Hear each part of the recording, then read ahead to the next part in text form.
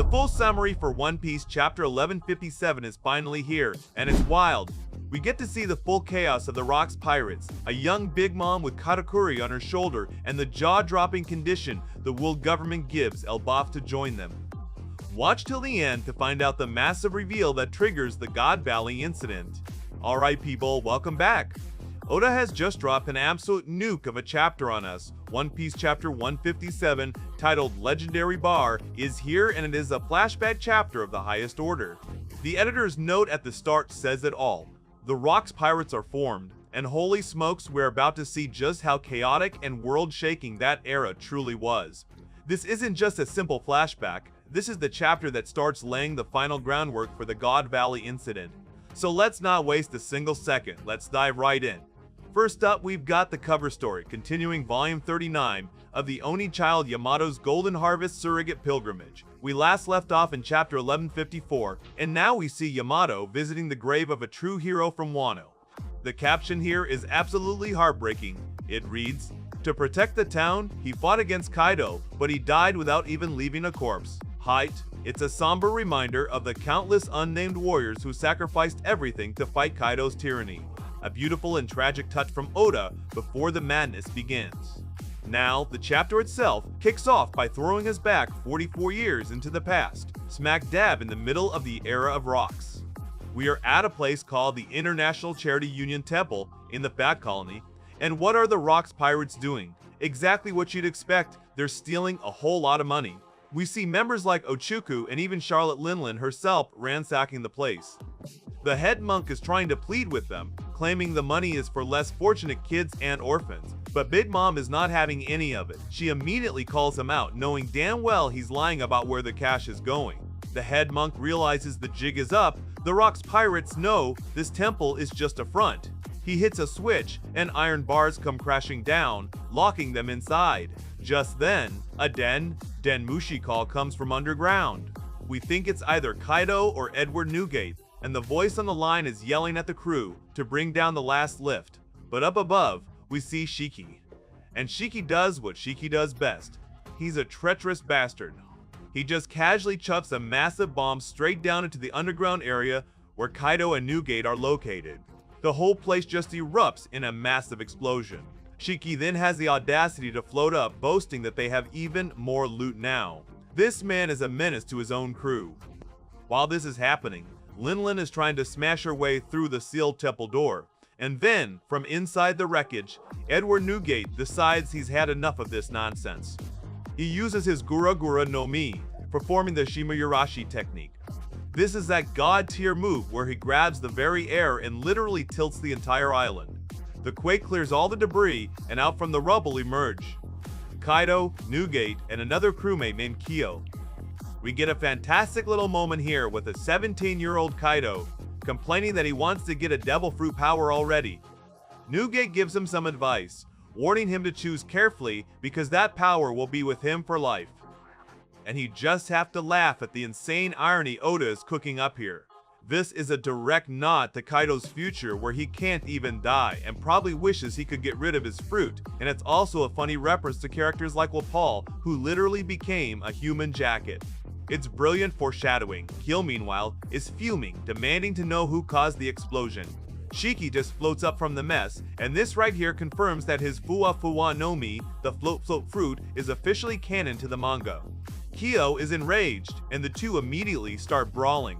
Just as the infighting is about to escalate, the man himself appears, Rocks D. Zebek. He tells his crew to stop screwing around and asks if the treasure is safe. A crewmate named Ganzui confirms it is. But then another member, Captain John, points out to sea, and they are completely surrounded by marine ships. Newgate is shocked, wondering how their plans could have been leaked so fast. Rocks initially orders a retreat, but then, in a move that defines his entire character, he changes his mind.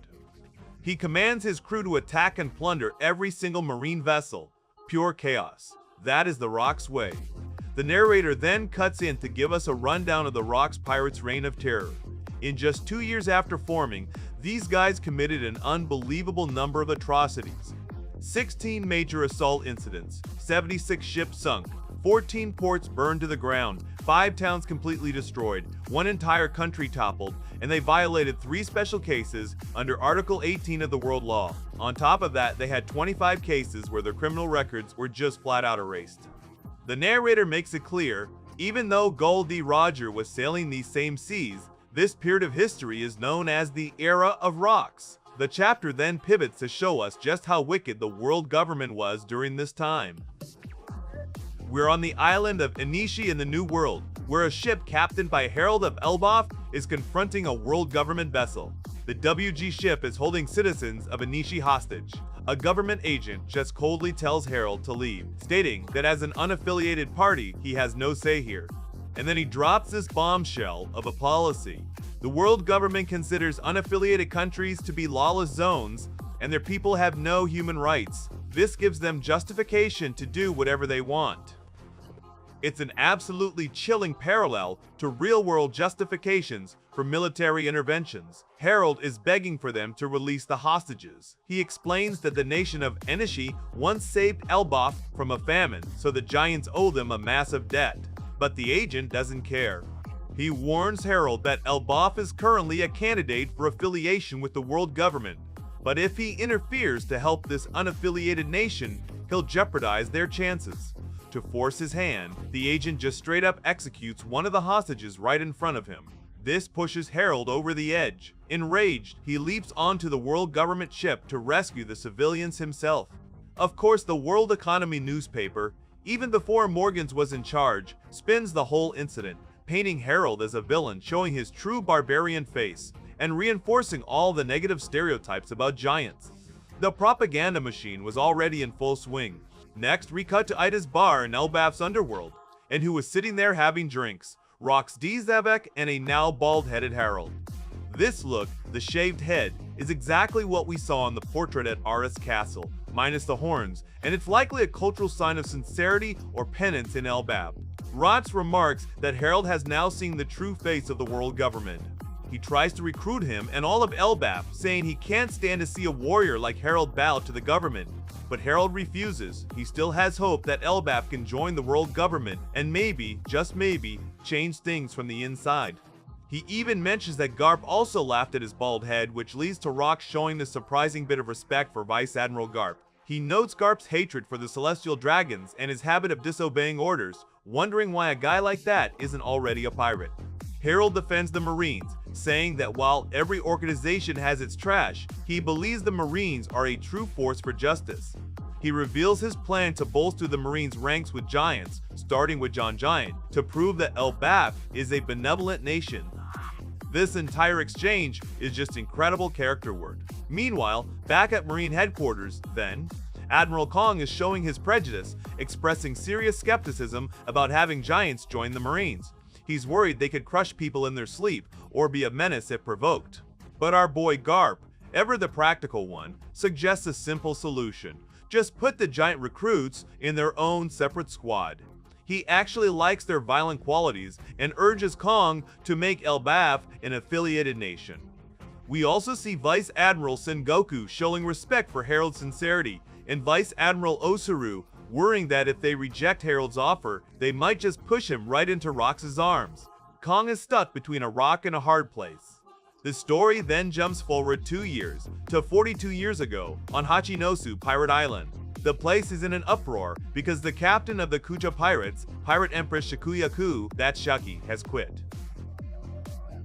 It's implied these pirates only became pirates so they could get bodied by her and the beautiful Kuja. Elsewhere on the island, we see Gloriosa, the former empress, chilling with the Rock's pirates, reading a newspaper next to a drinking Charlotte Linlin.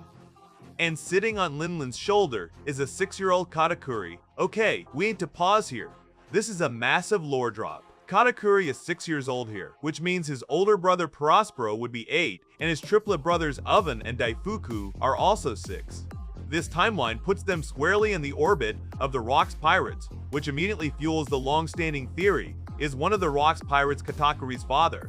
Fans are pointing out how Ochuku looks kinda similar to Prospero, or how Ganzui resembles the opera quintuplets. There's even a theory that a panel might show Rox with a forked tongue, which could connect to Katakuri's infamous eel mouth. While Blackbeard is probably the most narratively significant child of rocks, this opens the door for so many other possibilities. It's entirely plausible Linlin had relations with various powerful pirates on Hachinosu to strengthen her crew. My god, Oda, you are a madman. Back in the chapter, Gloriosa is wondering what her successor Shaki is up to, and Linlin speculates she quit to chase a man, just like Gloriosa did, implying Gloriosa joined the Rocks crew while she was pursuing the Roger pirates. Nearby, a clearly annoyed Stussy tries to climb on and seduce Edward Newgate, but he just bluntly rejects her. He ain't got time for that.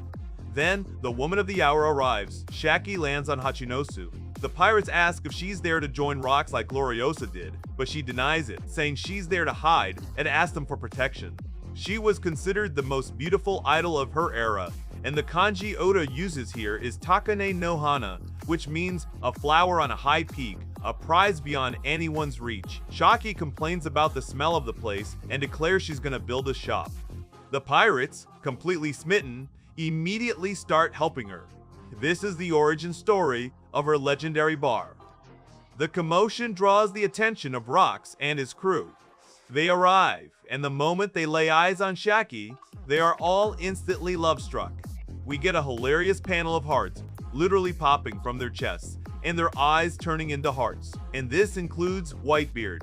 Even the future strongest man in the world has a heart coming out of his chest, though he's keeping his composure a bit better than the others.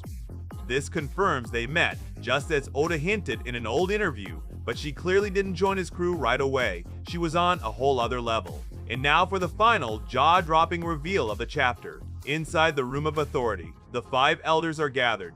Gorosei member St. Marcus Mars is speaking to an agent, and he delivers the ultimatum. He declares that Elbaf will be granted membership in the world government under one single condition. They must kill Rocks D. Zebek. Holy shit, this is it. This is the trigger. This sets the stage for the God Valley incident, and it strongly implies that Harold and the Giants were directly involved, possibly even being the ones responsible for Rocks' ultimate defeat or death. What a cliffhanger. The final editor's note just says, the membership condition given to Harold is Aster. In his author's comment, Oda says, Yo, lately, while working on color illustrations, I've been binge watching Otoko wa Tsureyo. Oh, I shouldn't even be saying this or I'm done for. For those who don't know, that's a famous Japanese film series, and its star, Kiyoshi Atsumi, in his role as Tora-san, was actually Oda's model for Vice Admiral Tokikake, also known as Chaidan. And of course, the final piece of news is that there will be a break next week. Of course there is. Oda leaves us on this insane cliffhanger and then takes a week off. He knows exactly what he's doing. This chapter was an absolute masterpiece of setup, and the implications for God Valley are just staggering. And that's chapter 1157. Seeing the full, chaotic power of the Rocks pirates and that insane cliffhanger setting up the God Valley incident was insane. If this recap got you amped, smash that like button and comment 1158 below to get this out to more readers. Subscribe to keep the hype alive, and I'll catch you for the next chapter.